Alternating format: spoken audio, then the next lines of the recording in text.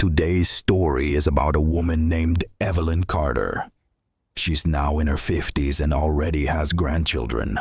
The events she shared happened when she was a little girl, back in her mother's hometown in rural Louisiana.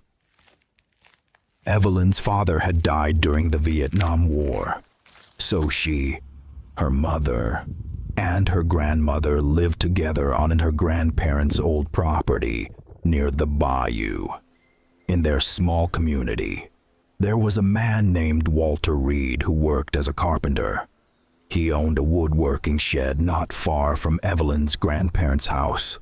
Walter had a wife and a young son, a couple of years older than Evelyn. Walter was known as one of the kindest men in town. Since Evelyn's grandfather was already old and weak, there were many heavy jobs he could no longer handle. Whenever Evelyn's grandmother needed help, she only had to ask Walter once, and he would immediately come over to lend a hand. He never accepted payment. If anyone tried to pay him, he'd refuse outright. Evelyn's mother would secretly send food over instead, some dried fish, fresh vegetable, or homemade preserves, and only then would he accept it politely. And it wasn't just Evelyn's family. Everyone in town agreed Walter was generous, friendly, and always willing to help. One summer, an elderly widow named Mrs. Harper decided she wanted to clear out the old orchard behind her farmhouse so she could raise pigs there instead. The orchard was full of old trees, peach trees, plum trees, pecan trees, all kinds of them. But at the very back stood an enormous black locust tree that had supposedly been there since her husband's grandfather's time. After negotiating a price, Walter agreed to cut everything down. Now, Walter was a careful man.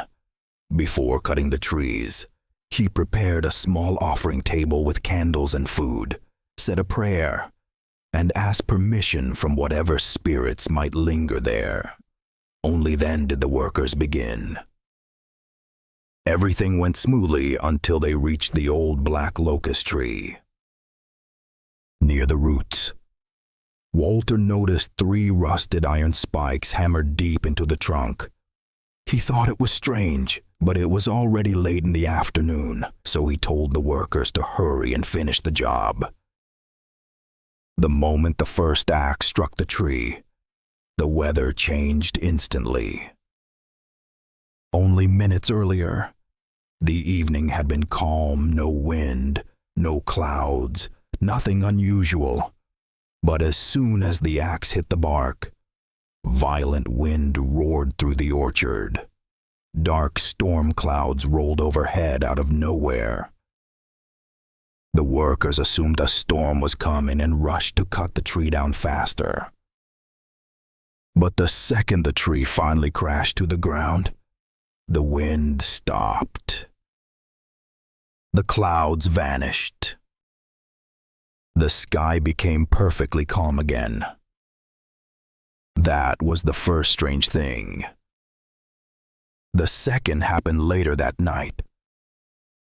Walter hauled all the lumber back to his workshop and stacked it neatly before going to bed.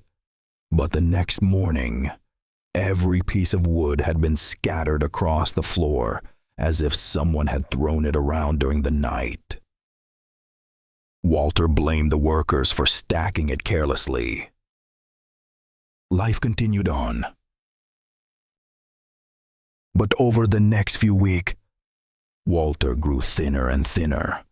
His face became pale. His eyes looked sunken. Evelyn's grandparents asked if he was sick. Walter finally admitted the truth. Ever since cutting down the orchard trees, he hadn't been able to sleep.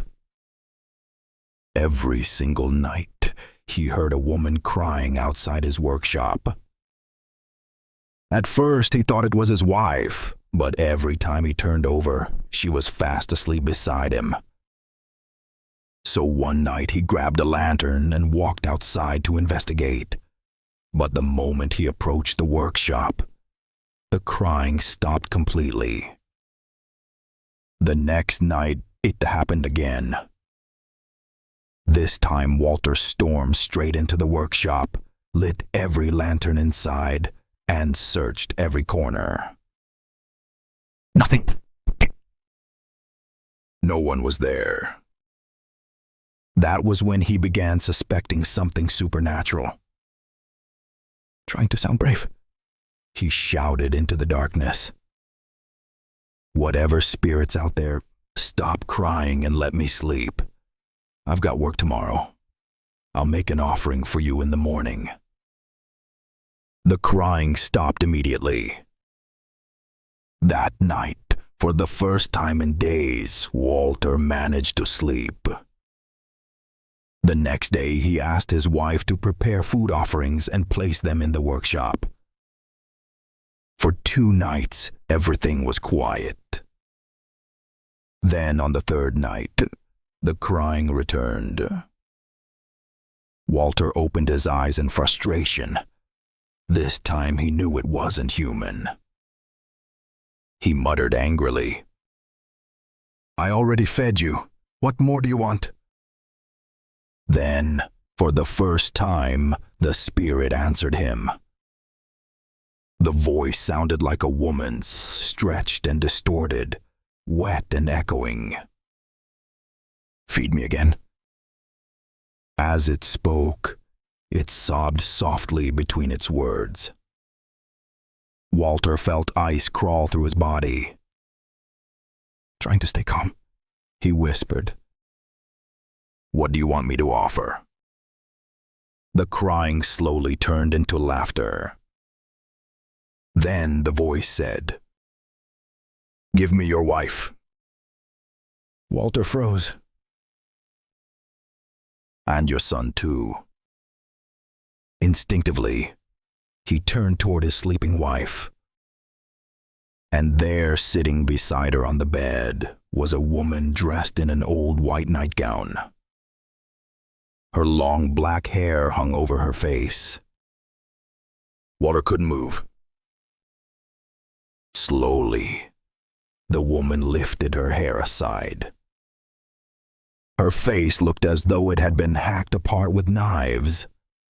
Deep slashes crisscrossed her skin. Blood covered her cheeks. Then she smiled. Walter saw 6 long fangs inside her mouth, each nearly the length of a finger. The creature leaned down toward his wife's face. Walter struggled desperately to move. Suddenly, he jerked sideways and fell off the bed. And woke up. It had all been a nightmare. But from then on, the same dream returned over and over. Every few nights, the spirit appeared again, demanding his wife and child. Terrified, Walter finally agreed to visit a spiritual healer that Evelyn's grandfather recommended, a mysterious old man living deep in the swamps outside town. But the night before they were supposed to leave, something horrifying happened. Around midnight, Evelyn's grandmother stepped outside with an oil lantern to use the outhouse. On her way back, she saw a woman in white sitting beside the back door, crying softly. As she crept closer, she heard the woman whisper, "Tomorrow they'll bring the healer. They'll try to destroy me." Then the woman began laughing. A horrible, sharp, unnatural laugh. "I've survived lightning strikes twice already. No preacher or healer can touch me." The woman tossed her hair back. Her mutilated face appeared beneath the moonlight. Her eyes suddenly turned toward Evelyn's grandmother. The spirit had known she was there the entire time. Terrified beyond words, Evelyn's grandmother collapsed to the ground. The woman slowly floated upward into the air, dissolving into black smoke before vanishing. The next morning, Evelyn's grandfather went to fetch Walter. But Walter's wife said something strange. At dawn, she claimed, Evelyn's grandfather had already come by and called Walter outside. Except Evelyn's grandfather had never left home. That was when he realized the spirit had disguised itself as him. They rushed to the river docks. Walter's small fishing boat was gone. Evelyn's grandfather and several men immediately took another boat and searched the bayou. Down. Halfway downstream, they found Walter's boat overturned. But Walter himself was nowhere to be found. Panic spread through the town. Finally, they rode straight to the healer's shack. Before anyone explained anything, the old healer sighed heavily. "You're too late," he said. The spirit drowned him. The healer then revealed a terrible secret. Decades earlier, during World War II, a young woman had been assaulted and murdered on the exact land where Mrs. Harper's orchard stood. Her body had been buried carelessly in secret. Filled with hatred and pain, her spirit became something monstrous. Long ago, the healer's own master had trapped the spirit inside the black locust tree using blessed iron spikes hammered into its root. The family had been warned never to cut the tree down. But over time, the story had been forgotten. When Walter cut the tree down, he unknowingly released the spirit. The healer explained there was only one way to stop it now. They had to recover the cursed spikes and find the woman's remains. At noon, the healer performed a ritual beside the stump. A black dog suddenly began barking wildly into a nearby field. The townspeople followed. The dog stopped at a patch of dirt and clawed frantically at the ground. The men dug several feet down. There, buried without a coffin, without even a blanket, was a human skeleton. The healer prepared to seal the spirit again using the iron spikes. But suddenly the spikes disappeared. Everyone turned. Miss Harper stood frozen nearby. Her eyes had turned completely white. The spirit had possessed her. Speaking through Mrs. Harper's body, the spirit screamed. They left me to rot like an animal. They buried me like trash. The healer tried to calm her, but the spirit only grew more violent. Then, just as things seemed hopeless, Walter's wife came running toward them carrying a cloth bundle. The night before, Walter's ghost had appeared to her in a dream, soaking wet from the river. He told her where the spirit had hidden the spikes. A strange black dog had led her to them that morning. The healer finally took the spikes and threatened the spirit one last time. At last, realizing she could no longer escape, the spirit surrendered. The healer trapped her inside a small ceramic jar, sealed with sacred paper charms, and carried it away to a monastery where monks would supposedly pray for her soul. That same night, Walter's body surfaced near the riverbank close to Evelyn's grandparents' home.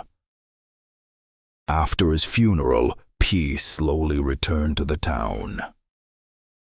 No one ever heard the crying woman again. But even decades later, Evelyn says the people who live there still refuse to go near the place where the black locust tree once stood. Years later, people in the town still whispered about the strange events surrounding Walter Reed's death. Some claimed they could still hear faint crying near the old orchard late at night, especially during storms. Others swore they saw a woman in white standing among the trees by the riverbank before vanishing into the fog. But no one ever dared investigate. After the spirit was sealed away, the healer ordered the remains of the murdered woman to be properly buried in the church cemetery. For the first time in nearly a century, prayers were finally said over her grave. The old healer told the townspeople something chilling before he left. Spirits born from hatred don't become monsters overnight. They become monsters because they suffer for too long. That sentence stayed with Evelyn for the rest of her life. As a child, she had only felt fear hearing the story. But as she grew older, she began to understand the tragedy behind it. Somewhere beneath all the horror, there had once been a young woman who died alone, abandoned during a time of war and chaos. Still, whether people pitied the spirit or not, no one denied how dangerous it had become. Missy Harper eventually sold the property a few years later. According to locals, every family who tried living there afterward moved away within months. They complained about nightmares, shadows moving around the house, and strange knocking sounds at night. Eventually, the land was abandoned altogether. Nature slowly reclaimed the orchard. The old pig pens collapsed. The grass grew tall. Wild vines swallowed the broken fences. And over time, the place became one of those forbidden spots small-town children dared each other to visit. Evelyn said that when she was a teenager, she and her cousins once snuck out there at night. At first, everything seemed normal. But as they reached the center of the abandoned field, the air suddenly became freezing cold. No wind. No insects, no frogs, nothing. Just silence, see. Then one of her cousins pointed toward the far side of the property. Standing near the remains of the old black locust stump was a pale woman in white. Her hair covered her face. She wasn't moving. She was just standing there, watching them. The children ran screaming all the way home and never returned. Even now, Evelyn refuses to talk about that night for too long. She says she still doesn't know whether what they saw was truly the same spirit, or simply the fear left behind by the terrible things that happened there. But one thing she believes with absolute certainty is this: there are places where pain doesn't disappear, it stays, and sometimes it waits.